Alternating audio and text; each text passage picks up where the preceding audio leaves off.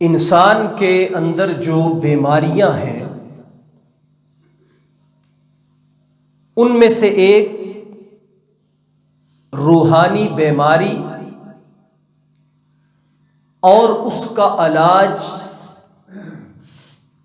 آپ حضرات کے سامنے ذکر کرنے کا ارادہ ہے۔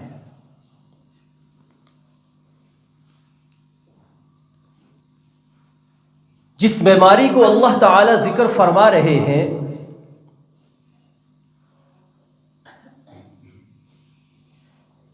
اسے ہم شہوات کی بیماری کہتے ہیں۔ آج کا انسان شہوات کے اندر اتنا مبتلا ہو چکا ہے کہ صبر کا بریک لگنا مشکل ہو گیا ہے۔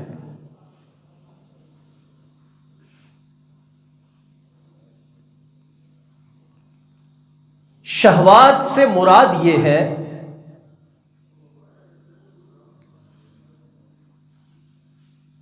کہ انسان حرام کاری کے اندر مبتلا ہو جائے، بد نظری کرنے لگ جائے،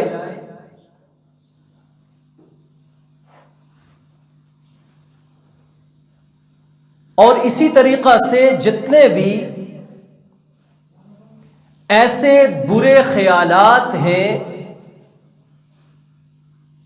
جو انسان کے تقوی اور باطن کو خراب کرنے والے ہیں، اس لت کے اندر انسان مبتلا ہو جائے۔ اور جب انسان اس بیماری کے اندر مبتلا ہوتا ہے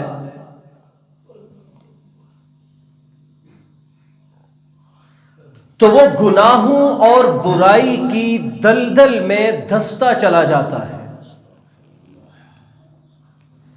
کیونکہ پھر اسے جائز ناجائز،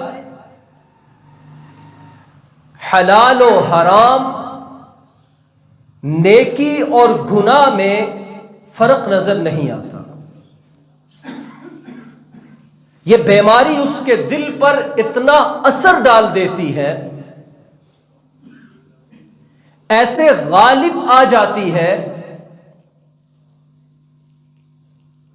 کہ اسے گناہ کرنا گناہ لگتا ہی نہیں ہے۔ اور جب یہ موقع آتا ہے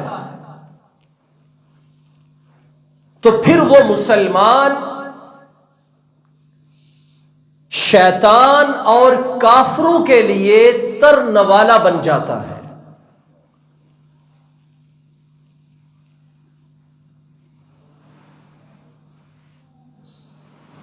اسی لیے نبی کریم صلی اللہ علیہ وآلہ وسلم نے ارشاد فرمایا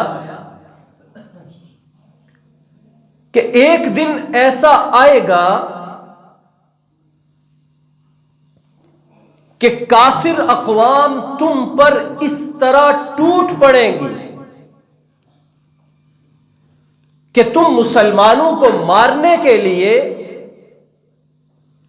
دوسری کافر اقوام کو ایسے دعوت دیں گی جس طرح تم دسترخوان پر کسی کھانے والے کو دعوت کے لیے بلاتے ہو کہ آئے، بیٹھے، کھانا کھا لیں۔ اس طرح کافر اقوام مسلمانوں کو تہس نہس کرنے کے لیے دوسری کافر اقوام کو دعوت دیں گے۔ چنانچہ آپ دیکھ لیں کتنے اسلامی ممالک ہیں، آپ افغانستان کو دیکھ لیں، عراق کو دیکھ لیں، کوسوو بوسنیا کو دیکھ لیں، الجزائر، لیبیا اور اب فلسطین، 58 اسلامی ممالک کے ہوتے ہوئے کافر اقوام کے سامنے مسلمانوں کی قوت کی کوئی حیثیت نہیں ہے۔ وہ جیسے چاہتے ہیں مسلمان ملک پہ حملہ کرتے ہیں، دوسری کافر اقوام کو ساتھ ملاتے ہیں، مسلمانوں کا قتل عام کرتے ہیں، ان کے معدنی ذخائر کو لوٹتے ہیں، مسلمان عورتوں کی عصمت دری کرتے ہیں، اور کوئی انہیں پوچھنے والا نہیں ہے۔ یہ مثال ہمارے سامنے ہے کہ آقا کریم تاجدار مدینہ صلی اللہ علیہ وسلم نے فرمایا کہ یہ تب ہوگا جب تم شہوات کی دلدل کے اندر ایسے اتر جاؤ گے کہ تمہیں اللہ رب العزت کی بڑائی کا کوئی خیال باقی نہیں رہے گا۔ اور آج یہی ماحول ہے۔ 99 میں ایک یہودی نے ایک آرٹیکل لکھا ہے جس میں اس نے یہ لکھا کہ مسلمانوں کے اندر 2 چیزیں پیدا کر دو۔ کتنی چیزیں؟ 2 چیزیں پیدا کر دو، تمہیں ان کے ساتھ لڑنے کی ضرورت ہی نہیں رہے گی۔ ان میں سے پہلی چیز شبہات اور دوسری چیز شہوات۔ شبہات کا تعلق ہمارے دین کے ارکان کے ساتھ ہے کہ دین کے معاملے میں ایسے شبہات کے اندر انہیں ڈال دو کہ دین کی اصلی شکل اور حلیہ ہی بگڑ جائے۔ مثال کے طور پر حج کا سیزن ہے، درخواستیں جمع ہو رہی ہیں، ایک مسلمان جس پر حج فرض ہے وہ حج کے لیے جا سکتا ہے، مالی معاملات اچھے ہیں، لیکن اس کے ذہن میں کیا شبہ ڈالا گیا کہ یہ مال اس وقت حج کے لیے کیا خرچ کرنا، وہاں کنویں کی ضرورت ہے، کنویں کھدوا دو، کسی کی بچی کی شادی کے لیے خرچہ چاہیے، وہاں پیسہ دے دو، اور فلاں معاملات ہیں جو ویلفیئر اور کار خیر ہیں ان میں رقم لگا دو۔ یہ حج سے بھی بڑی عبادت ہے۔ اب دین کے ایک بنیادی رکن کے بارے میں یہ شبہ پیدا کر کے اسے حج سے دور کر دیا گیا۔ داڑھی رکھنا اسلام کا شعار ہے، ہر نبی کی سنت ہے، اور آقا کریم صلی اللہ علیہ وآلہ وسلم، آپ بھی درود پڑھ لیں، آپ کا پسندیدہ عمل ہے۔ اور داڑھی کٹوں کو دیکھ کر حضور علیہ الصلاۃ والسلام نے اپنے بھائیوں سے معذرت کے ساتھ، لیکن شرعی مسئلہ بیان کر رہا ہوں، اپنے چہرے اقدس کو پھیر لیا کہ ان کی بڑی مونچھیں اور داڑھی نہیں، فرمایا کہ یہ کون لوگ ہیں جنہوں نے فطرت کو تبدیل کر دیا ہے۔ آپ علیہ الصلاۃ والسلام نے چہرے انور پھیر لیا۔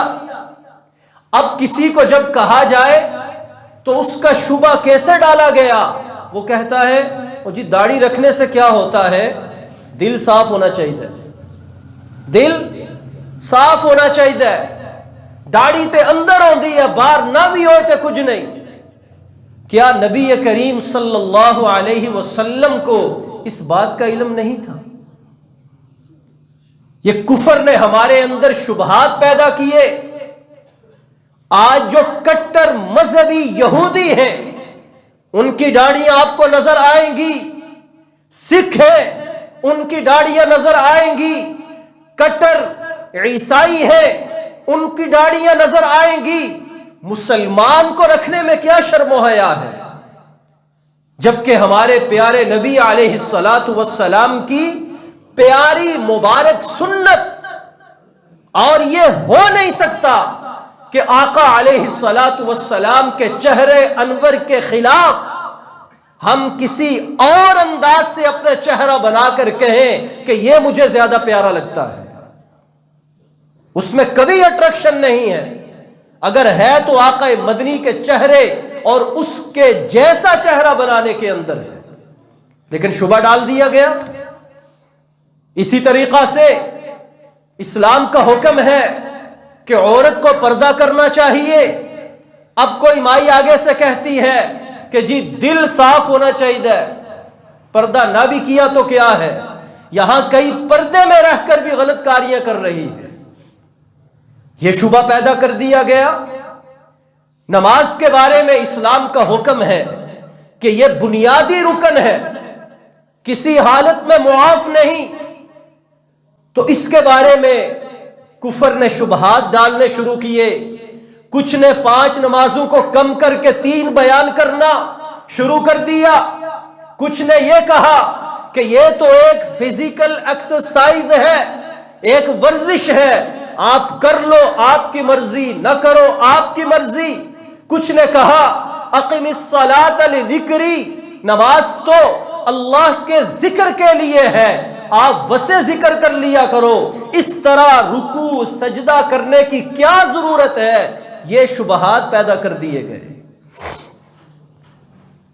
اور شہوات کیا ہے کہ مسلمانوں کے دل میں جو تقوی ہے اس کو باہر نکالا جائے، اس کی آنکھ سے حیا کا پردہ ہٹ جائے، اس کے دل میں اللہ کا جو خوف ہے، اس کی بڑائی ہے، اسے کھرچ کے نکال دیا جائے. اس یہودی نے لکھا کہ مسلمانوں میں یہ 2 چیزیں پیدا کر دو، ایک شبہات اور دوسری شہوات. ان کے ساتھ تمہیں لڑنے کی ضرورت ہی نہیں پڑے گی، یہ ویسے تمہارے ہو جائیں گے. اور اس پر کفر مسلسل محنت کر رہا ہے. شبہات کا تو ایک الگ موضوع ہے، میں اس وقت شہوات کو فوکس کر رہا ہوں. آپ کہیں بھی نکلتے ہیں، کوئی سائن بورڈ آپ کو نظر آتا ہے، آپ جہاز میں جاتے ہیں، آپ بس میں جاتے ہیں، آپ کسی ہوٹل کے کاؤنٹر پہ جاتے ہیں، ہر جگہ لڑکی کو شو پیس کے طور پہ کھڑا کر دیا گیا ہے. اور اب تو اور آسان ہو گیا، آپ اپنی جیب میں ٹی وی اور کمپیوٹر رکھ کے گھوم رہے ہیں. آپ کوئی چیز کھولتے ہیں، آپ کو آگے شہوات کے اندر مبتلا کرنے والی، جس کے بارے میں نبی علیہ الصلاۃ والسلام نے فرمایا النساء حبائل الشیطان، نامحرم عورتیں شیطان کا جال ہیں، وہ ہمارے سامنے آ جاتی ہیں. یہ کفر محنت کر رہا ہے کہ مسلمان کی نظر بد نظری کے اندر لگ جائے، مسلمان کے ذہن میں قوت شہوانیہ پیدا ہو جائے، یہ نماز میں بھی کھڑا ہو، اس کا دماغ کسی لڑکی کے اندر اٹکا ہوا. میرا نوجوان بتائے کیا ایسا نہیں ہے؟ یہ مسجد میں آ کے بیٹھے اور نماز میں 2-4 منٹ رہتے ہوں، یہ پھر بھی موبائل نکال کے واٹس ایپ دیکھ رہا ہوں، چلو ایک آدھ میسج تو کر دوں. یہ معاملات آج ہمارے اس معاشرے کا حصہ بن چکے ہیں. یہ کفر کی مسلسل محنت ہے کہ مسلمان کے اندر سے حیا نکالو، اس کے اندر قوت شہوانیہ ڈالو. جب شہوات اس کے اندر آئیں گی تو اس کو اسلام سے پھیرنے کی ہمیں اور کسی طریقے سے ضرورت ہی نہیں پڑے گی. تو میرے مسلمان بھائی، میرے نوجوان، آج ہم نے کفر کی ان حرکتوں کا بائیکاٹ کرنا ہے کہ ہم نے اپنا ظاہر بھی سنوارنا ہے اور اپنا باطن بھی اللہ رب العزت کے حکم کے مطابق ڈالنا ہے. اور اس کا علاج اللہ تعالی نے قرآن میں یہ بتایا. آج لوگ یہ سوال بھی کرتے ہیں کہ نماز پڑھتے ہیں، ذہن منتشر رہتا ہے، کہیں بھی ہوتے ہیں، خیالات فاسدہ، برے خیالات ذہن میں، دل میں آتے جاتے ہیں. اس کا علاج کیا ہے؟ اللہ تعالیٰ نے قرآن میں فرمایا فَخَلَفَ مِن بَعْدِهِمْ خَلْفٌ أَضَاعُوا الصَّلَاةَ وَاتَّبَعُوا الشَّهَوَاتِ فَسَوْفَ يَلْقَوْنَ غَيًّا،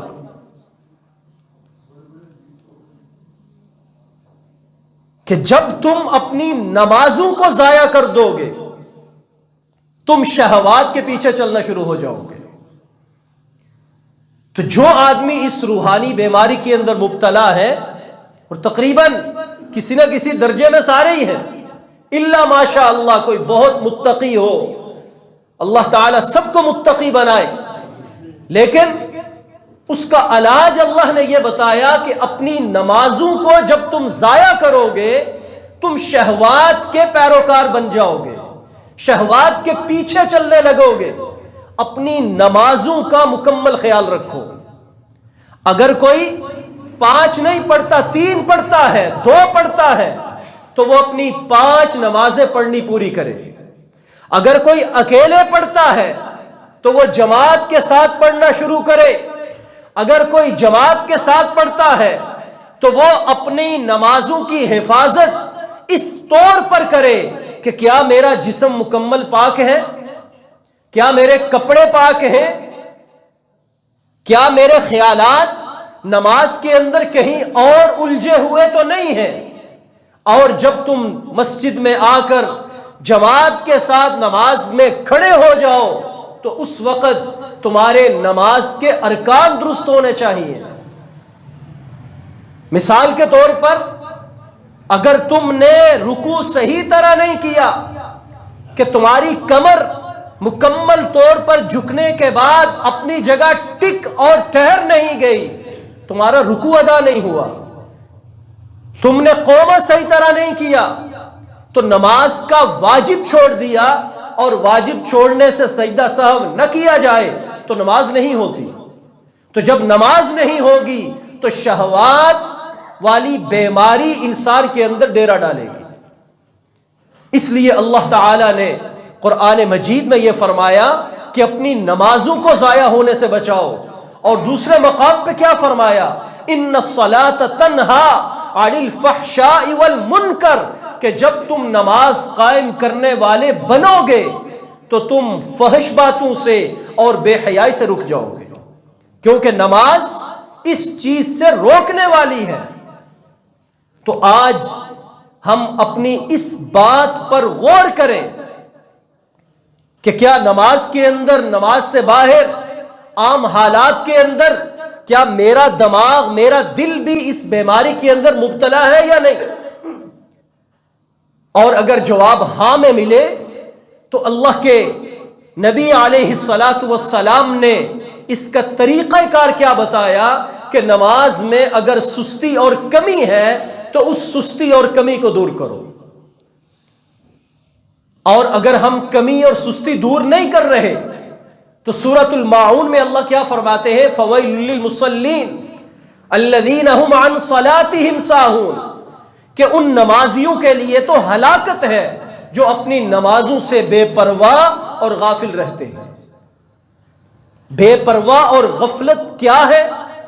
یہ نہیں کہ ہم کبھی نماز پڑھ لیں کبھی نہ پڑھیں اور ہم کہیں کہ ہم نمازی ہیں۔ یہی غفلت اور بے پرواہی ہے کہ جب ہمارا دل کرے ہم نماز کے لیے آ جائیں، جب دل کرے ہم پہلی صف میں آ جائیں، اور جب دل نہ کرے تو ہم نماز کے لیے نہ آئیں۔ آج کل نیک سے نیک آدمی بھی اس بیماری میں مبتلا ہے۔ بہت کم آپ کو ملیں گے جو اللہ اکبر کی صدا سنتے ہی ساری دنیا کے کاموں کو چھوڑ کر اللہ رب العزت کی طرف متوجہ ہو جاتے ہیں، اور جب اللہ کے دربار میں آئے، مسجد میں آئے، تو مسجد میں آنے کے بعد دنیاوی معاملات کو جہاں جوتے اتارتے ہیں وہیں رکھ کے آئیں کہ اب میں اس مالک الملک کے دربار میں اس کے سامنے کھڑا ہوں کہ جو تمام بادشاہوں سے بڑا بادشاہ ہے۔ اور اس کی بڑی عام مثال ہے، آپ اپنے ضلع کے کسی افیسر کو ملنے جائے تو آپ کیسے جاتے ہیں؟ اچھا سوٹ پہن کے، اچھی تیاری کر کے، پورے وقت پر اور پھر وہاں پہنچنے کے بعد آفس میں آپ اس طرح سنجیدہ بیٹھتے ہیں کہ کوئی ایسی حرکت نہ سرزد ہو جائے کہ ہمارا باس، ہمارا آفیسر ہم سے ناراض ہو جائے۔ تو جب دنیاوی بادشاہوں کے سامنے، ایک چھوٹے سے آفیسر کے سامنے ہم اتنے آداب کی رعایت اور خیال کرتے ہیں، تو جو مالک الملک ہے، جو ہمارا خالق ہے، رازق ہے، ہمارا پیدا کرنے والا اللہ ہے، اس کے سامنے ہم غفلت کا مظاہرہ کیوں کرتے ہیں؟ تو یہ ہم اپنے ذہن میں رکھیں۔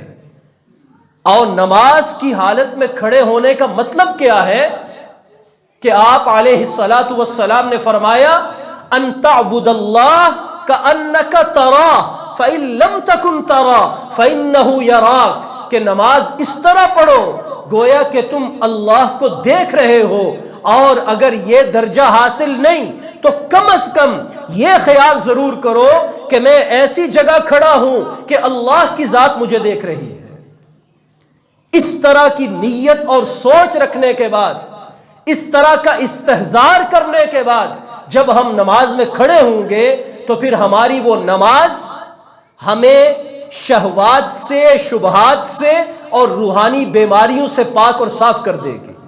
اور اسی کے لیے، اسی طرح نماز پڑھنے والے کے لیے نبی کریم صلی اللہ علیہ وسلم نے ایک عام فہم مثال دے کر بات سمجھائی۔ فرمایا کہ مجھے بتاؤ، ایک آدمی کے گھر کے باہر صاف پانی کی نہر چل رہی ہے، اور وہ آدمی اس نہر میں 5 مرتبہ غسل کرتا ہو، کیا اس کے جسم پر کوئی میل کچیل باقی رہے گا؟ صحابی نے عرض کیا کہ یا رسول اللہ صلی اللہ علیہ وسلم، نہیں رہے گا۔